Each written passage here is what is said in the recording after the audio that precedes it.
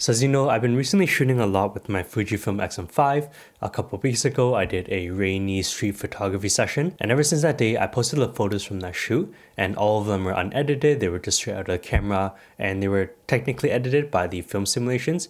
And everyone's been asking me for the film recipes I've been using, and today I'm finally going to show you my favorite 4. Before we get into that, you might be wondering why would we even use film simulations?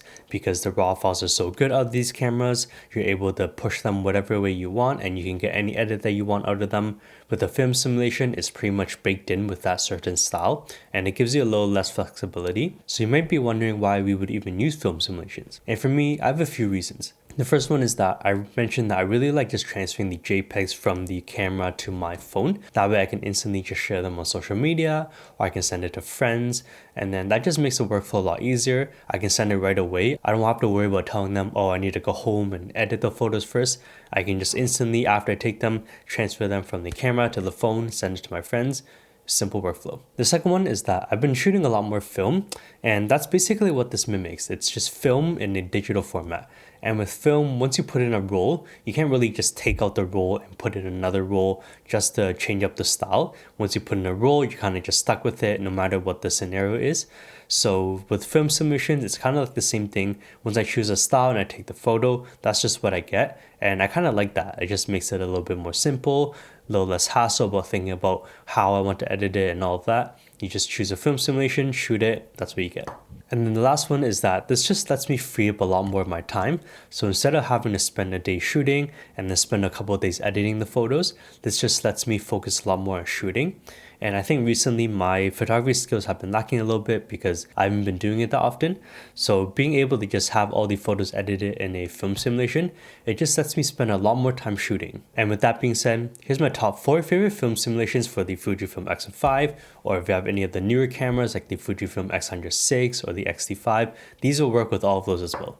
So we'll start off with the film simulation that you're probably here for, which is the Portra400 V2 film simulation, which is what I shot that rainy street photography session with. This film simulation is from Fuji X Weekly, and if you don't know what that is, it's basically just a blog of Fujifilm info, and there's a lot of recipes on there as well. This is currently my favorite film recipe just because Portra400 is kind of what just got me into film. I just saw a lot of photos of it online and I really like the colors out of it. So it's kind of a no-brainer for me to find a Portra400 film recipe as soon as I got this camera. This uses the classic chrome film simulation as a base, which has low saturation and a little punch of contrast in the shadows. Again, this is currently my go-to recipe. It's the first one I check out to see if it matches the style that I want. It gives a little bit of a green tint, which I've kind of actually been liking a lot. In the past, I kind of just stuck my edits to like that orange and teal look, getting a lot of blues in the shadows. But recently, I've been putting a lot more greens into the shadows, and I've been really liking that, so it kind of fits this film simulation. I really like this film simulation for giving a really soft look during the day, or if you want to use it during gloomy days, it gives a very moody, emphasized look, and I usually like to underexpose it just a little bit. So the second film simulation is called Classic Cuban. This is by a guy called Osan Bilgi, and to me, this is kind of like the opposite of Portra400 V2.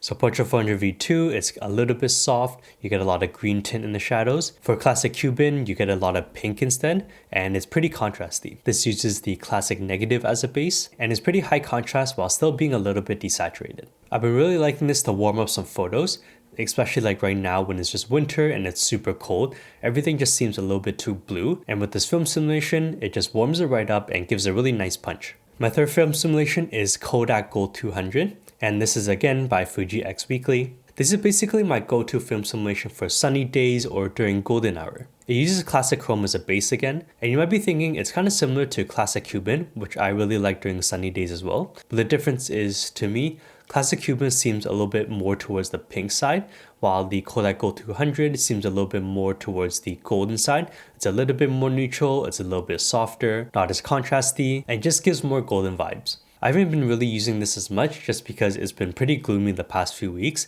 so I haven't had a lot of a chance to be using this during sunny situations.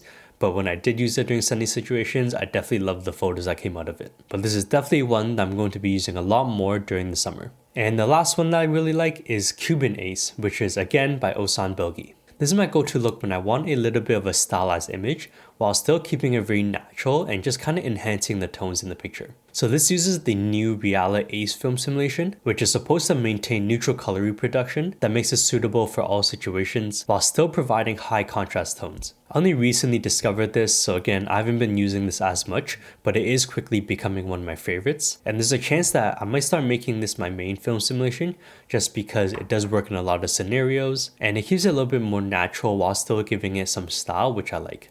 So there we go. Those are my top 4 favorite recipes that you definitely should check out if you're using the Fujifilm X-M5, X-106, X-T5, all of that. Even if you don't have any of the newer cameras, you'll still be able to mostly make it work with some of the older cameras. You might be missing a few settings, but you'll definitely be able to still get pretty close. All of these recipes I found online, so I did put the settings on the screen for you, but I'll also link them down in the description for you if you want to check it out. Definitely give the guys that made these film simulations some credit because they're awesome. I'm currently in the process of making my own film simulation, and I'm also thinking about making a video about how you can make your own custom film simulations and tweak it however you want. So if you're interested in that video, definitely let me know in the comments below. And that's it. If you have any questions, let me know in the comments below. Smash the like button if you like the video, subscribe to see more photo video content, and I'll see you in the next video. Peace.